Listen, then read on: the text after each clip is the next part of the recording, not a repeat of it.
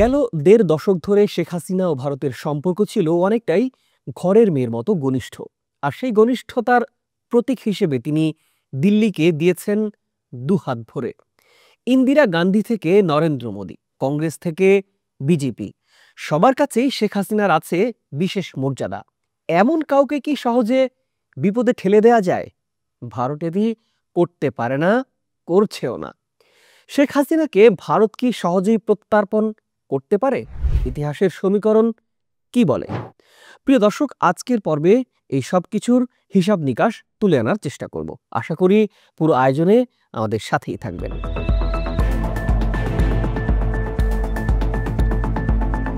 শেখ হাসিনা প্রথম প্রধানমন্ত্রী হন 1996 সালে। 2001 সালের নির্বাচনে পরাজিত হয়ে ক্ষমতার বাইরে চলে যান। আবার 2009 সালে জয় পেয়ে ক্ষমতায় ফিরে টানা 15 বছর ধরে ক্ষমতায় থাকেন। এই সময় বিরোধী দলগুলো প্রায়শই নির্বাচন বর্জন করে। তার শাসনামলে হাজার হাজার মানুষকে জোর করে গুম করার অভিযোগ রয়েছে। তার আমলে নির্যাতনের ঘটনা সাধারণ ব্যাপার হয়ে দাঁড়িয়েছিল এবং বিরোধীদের বিচার ছাড়াই কারাগারে পাঠানো হতো। কিন্তু শেখ হাসিনা তার সরকার অর্থনৈতিক সাফল্য দেখিয়ে তার শাসনের যৌক্তিকতা প্রমাণের চেষ্টা চালাতেন সবসময়।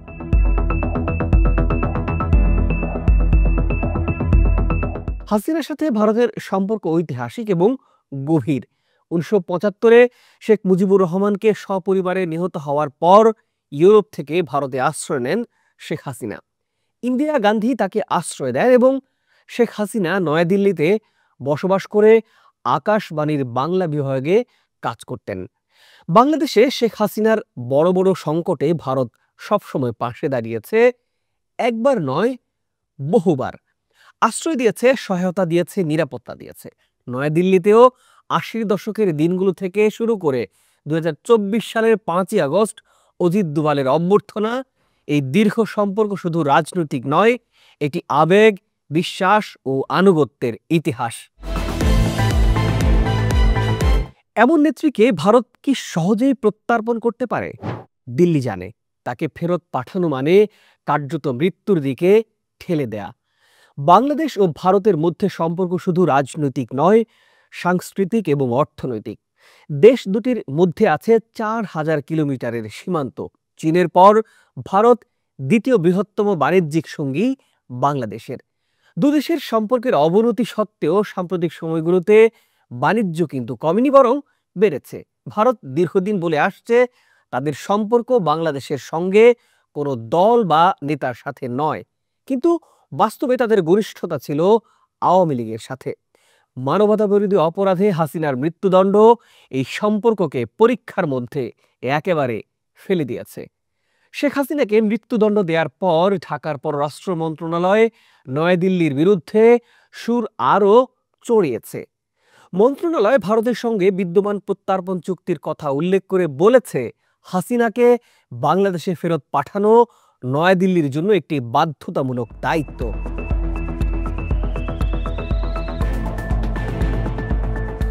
তারা আরো বলছে, হাসিনাকে আশ্রয় দিয়ে রাখলে তা হবে অত্যন্ত অবান্ধব আচরণ এবং ন্যায় বিচারের প্রতি অবজ্ঞা। কিন্তু ভারতের রাজনৈতিক বিশ্লেষকরা জানিয়েছেন, প্রত্যার্পণ চুক্তিতে একটি ব্যতিক্রমী আছে। যদি অপরাধী রাজনৈতিক হয় তবে প্রত্যার্পণ বাধ্যতামূলক নয়। বিশ্লেষকদের মতে ভারত সবসময়ই নিজেকে মানবিক, গণতান্ত্রিক এবং আঞ্চলিক স্থিতিশীলতার পক্ষে থাকা রাষ্ট্র হিসেবে তুলে ধরে। এমন অবস্থায় একজন সাবেক প্রধানমন্ত্রীর মৃত্যুদণ্ড নিশ্চিত করতে তাকে ফেরত পাঠানো ভারতকে স্বেচ্ছাচারী বলে চিহ্নিত করতে পারে। এই ঝুঁকি নেবে না দিল্লি।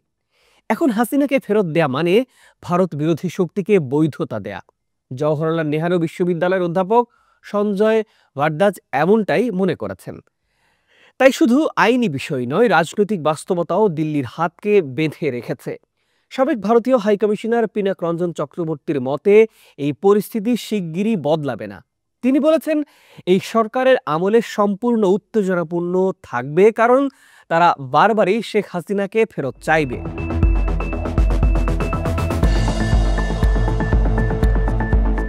গেল বছরের রাজনৈতিক অস্থিরতা, পাকিস্তানের সঙ্গে নতুন ঘনিষ্ঠতা আর ভারতের বিরুদ্ধে প্রকাশ্যে ক্ষোভ, এই সব কিছু মিলে এই উপমহাদেশে এক নতুন ভূ রাজনীতির তৈরি হয়েছে।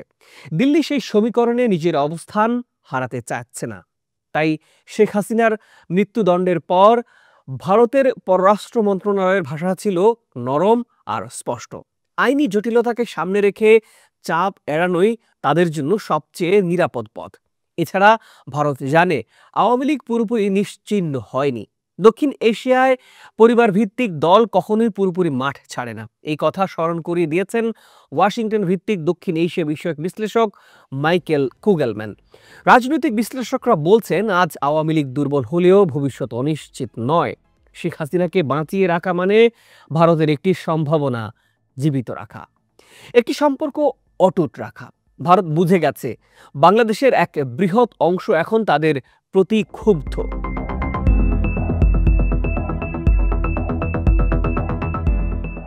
আগামী নির্বাচনের আগ পর্যন্ত উত্তেজনা অব্যাহত থাকা খুবই স্বাভাবিক। তাই বর্তমান সরকারকে অতিরিক্ত ক্ষুব্ধ করা যাবে না, আবার পুরনো সম্পর্ক ছিন্ন করা যাবে না। এই মাঝামাঝি অবস্থানই দিল্লিকে বারবার আটকে দিয়েছে। হাসিনাকে ফেরত না পাঠানোর পেছনে ভারতের আরও কিছু গভীর হিসাব নিকাশও আছে। প্রথমত, বিষয়টি ভারতের অভ্যন্তরীণ রাজনীতির সঙ্গে একেবারে জড়িয়ে গেছে। বিজেপি যতই শক্তিশালী হোক, সাবেক এক প্রধানমন্ত্রীর আশ্রয় দেয়া অত্যন্ত সংবেদনশীল সিদ্ধান্ত। তাকে ফেরত পাঠানো হলে কংগ্রেস সহ বিরোধী দলগুলো মানবাধিকার লঙ্ঘনের অভিযোগ তুলে মোদী সরকারের বিরুদ্ধে তীব্র চাপ তৈরি করবে। বিশেষ করে পশ্চিমবঙ্গ ও তামিলনাড়ুর মতো রাজ্য বাংলাদেশ সম্পর্কিত ইস্যুগুলো সরাসরি ভোটের রাজনীতিতে প্রভাব ফেলবে। তাই কেন্দ্র এমন ঝুঁকি নিতে চাইবে না। দ্বিতীয়ত, আন্তর্জাতিক অঙ্গনে ভারতের অবস্থানও এখানে বড় একটি বিষয়। ইউরোপীয় ইউনিয়ন, যুক্তরাষ্ট্র, কানাডা সবই সম্প্রতি বছরগুলোতে মানবাধিকার ইস্যুতে ভারতকে নরম গলায় সমালোচনা করেছে। এমন অবস্থায় শেখ হাসিনাকে ফেরত পাঠানো ভারতের নৈতিক নেতৃত্বের ভাবমূর্তিকে প্রশ্নবিদ্ধ করতে পারে।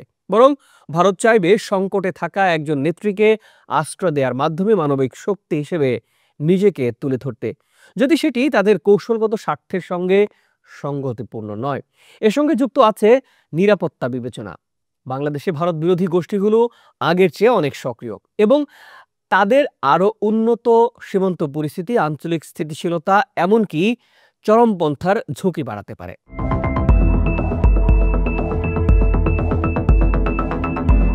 এই প্রেক্ষাপটে হাসিনাকে ফেরত পাঠানো মানে এসব গোষ্ঠীর কাছে এক ধরনের নৈতিক জয় তুলে দেয়া, যা দিল্লি কখনোই করতে চাইবে না।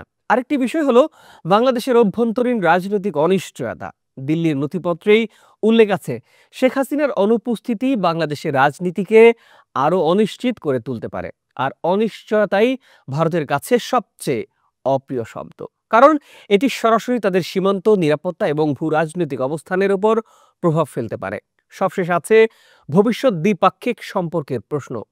শেখ হাসিনাকে ফেরত দিলে বাংলাদেশের বর্তমান সরকার সেটাকে নিজেদের বিজয় হিসেবে ব্যবহার করতে পারে এবং দিল্লির উপর আরও চাপ তৈরির সুযোগ পেতে পারে, কারণ পাকিস্তানের সঙ্গে বাংলাদেশের এখন সুসম্পর্ক আছে।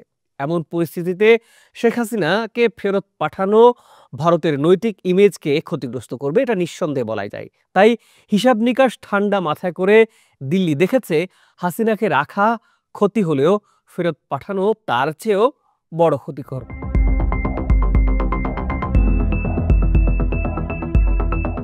এই বাস্তবতা থেকেই তাকে ফেরত দেওয়ার ঝুঁকি নিচ্ছে না। সব হিসাব মেলালে দেখা যায়, হাসিনা এখন ভারতের কাছে না পুরো দায়, না সম্পদ। তিনি একটি ওপেন অপশন, যা ভবিষ্যতে কাজে লাগতে পারে। দিল্লি এই বিকল্প কখনোই হারাতে চাইবে না। তাই যত চাপই আসুক না কেন, বাংলাদেশ থেকে হোক কিংবা বাইরের শক্তি থেকে হোক, শেখ হাসিনাকে ফেরত পাঠানোর ঝুঁকি ভারত নেবে না, এটা নিশ্চিত করে বলাই যায়। প্রিয় দর্শক, আজ এ পর্যন্ত। ভালো থাকুন, সুস্থ থাকুন, চ্যানেলটি সাবস্ক্রাইব করে সাথেই থাকুন।